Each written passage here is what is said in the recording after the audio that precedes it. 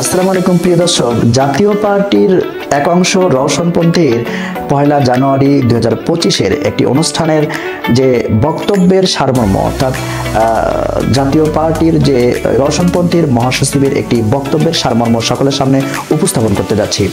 জাতীয় পার্টির রওশনপন্থী মহাসচিব কাজী মোহাম্মদ মামুনুর রশিদ তিনি বলেন, 24 সালে অর্থাৎ 2024 সালে নির্বাচনে গোটা জাতীয় পার্টি অংশগ্রহণ করেনি।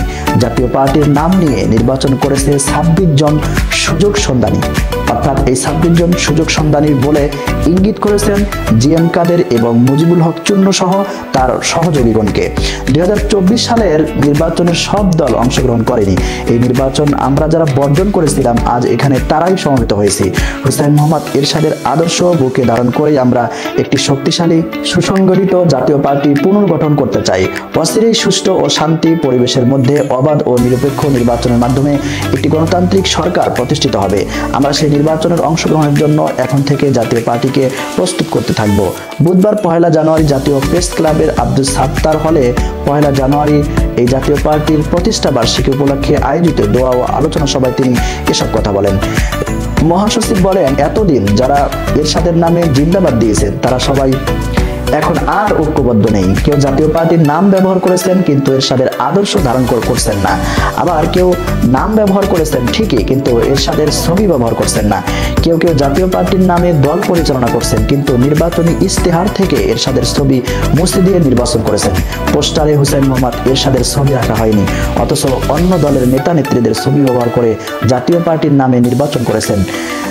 তাহলে প্রিয় দর্শক, একটা জিনিস স্পষ্ট বোঝা যাচ্ছে যে গত 2024-এ যে নির্বাচন হলো সেই নির্বাচনে কিন্তু জাতীয় পার্টির একটি অংশ নির্বাচন করেছিলেন, অর্থাৎ আওয়ামী লীগের দোসর হয়ে নির্বাচন করেছিলেন এবং তাদের পোস্টারে হুসাইন মোহাম্মদ এরশাদের নামের পরিবর্তে কিন্তু হুসাইন মোহাম্মদ এরশাদের ছবির পরিবর্তে কিন্তু শেখ হাসিনার ছবি পোস্টারে ব্যবহার করেছিলেন তারা। মামুনুর রশিদ বলেন, আমি স্পষ্ট করে বলতে চাই এরা এরশাদের রাজনীতির উত্তরসূরি নয়, তারা সুবিধাবাদী এবং স্বার্থান্বেষী। তা না হলে 2024-এর নির্বাচনে গোটা জাতীয় পার্টিকে তারা কবরের কিনারায় পৌঁছে দিয়েছিল এবং 26 আসনে নির্বাচনে অংশগ্রহণ করতে পারতেন না তারা। জাতীয় পার্টির নাম মুখে নিতে হলে তার জন্য জাতীয় পার্টির নেতা কর্মীদের সমর্থকদের কাছে তাদের হাত জোর করে ক্ষমা চাইতে হবে, এমন বক্তব্য দিচ্ছিলেন মামুনুর রশিদ। তিনি আরো বলেন, 1986 সালের 1 জানুয়ারি কেন জাতীয় পার্টির প্রতিষ্ঠা বার্ষিকী হলো। তিনি আরো বলেন, 1986 সালের 1 জানুয়ারি কেন জাতীয় পার্টির প্রতিষ্ঠার প্রয়োজনীয়তা দেখা দিয়েছিল তার সংক্ষিপ্ত ইতিহাসের দিকে একবার ফিরে তাকাতে চাই। দেশ ও জাতির একান্ত প্রয়োজনে এবং স্বার্থে 1982 সালের 24 মার্চ হুসাইন মোহাম্মদ এরশাদকে দেশ পরিচালনার দায়িত্ব গ্রহণ করতে হয়।